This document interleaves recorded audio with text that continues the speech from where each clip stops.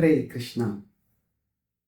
Inspiration for protecting Sanatan Dharma is especially needed when we hear news about the kind of atrocities that are being perpetrated and the threats that are being faced by Hindus. Today we will discuss from a historical perspective how the tradition of Sanatan Dharma, that is now known as Hinduism, is a tradition of incredible resilience.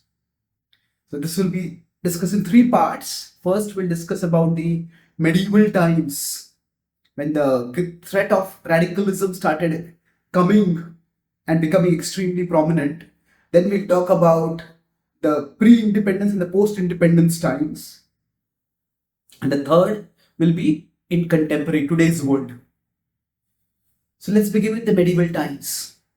If you look back at history itself, as described in the Vedic tradition, there were threats throughout. Yada yada hi dharmasya glanir bhavati bharata. That when there is a decline of dharma and the level of depravity and atrocity that is described in the scriptures itself is of a scale that can make us shudder today. It is described that Lord Ram in the forest saw a mountain of bones which had been put in that barbaric and scary arrangement by the demons who had eaten the sages in the forest and put their bones there to scare everyone else. And that's when Lord Ram decided that the world has to be rid of the influence of such deadly demons. So there have been horrendous atrocities described in the tradition itself, even when the Lord was present on the planet. So that's why the tradition gives us a sober and sobering picture of the nature of this world. But the specific threat that has especially challenged and is currently challenging the tradition is the threat of radicalism, specifically religious radicalism. Now, this threat emerged in the medieval times. And if we look at the Islamic expansionism, and especially where Islam is a way in which people individually practice their religion and try to reach towards God, whereas Islamism or Islamic extremism is an overtly political ideology which is intolerant to varying degrees and destructive of opposing faiths. So this differentiation is important to understand, and we will see that the threat is Islamism. So the invasion started from the second millennia and then they gained force with time. Initially, the invasions were raiders who came and plundered and then departed. And yet, India was such a land of great prosperity that within just a few years or a few decades, despite the most devastating plundering and sacking of its cities, India returned to its prosperity. Because the source of the prosperity was decentralized. It was in the villages. The capitals or the main cities were the visible centers of prosperity which were attacked and sacked. But the prosperity emerged from the villages and there was resurgence. And that's why even when the invaders targeted religious places like the Kashi Vishwanath temple or other temples, soon these temples were rebuilt. So this was an era of repeated destruction and remanifestation, reawakening. Now, if we compare this with what happened in other traditions, that under the brunt of Islamic expansionism, the religions that were or civilizations that were present in the Middle East, for example, Zoroastrianism, they were almost completely wiped off. The fact that the Sanatan Dharma and its followers could withstand wave upon wave of invasions and could still survive is a matter of remarkable resilience. And Now, of course, after the initial batch of Islamist expansionists who were primarily raiders, thereafter came invaders who chose to become occupiers. And some of them were especially brutal, but others arrived at some level of truce. And they imposed some level of jizya, a discriminatory tax against Hindus or followers of Sanatan Dharma, those whom they considered to be kafirs. But even with that kind of discrimination, Sanatan Dharma continued on. In fact, it flourished in an extraordinary way. It is remarkable that the advent of Islamist rule in India is accompanied by the blossoming and the spreading of the Bhakti tradition. So traditionally, before this, there's a karma marga. Correspondingly, karma focuses on the principle of dharma, wherein the emphasis is on doing one's duty and acting responsibly in the world so that there can be peace and prosperity here. And of course, we can go to a better destination in the next life.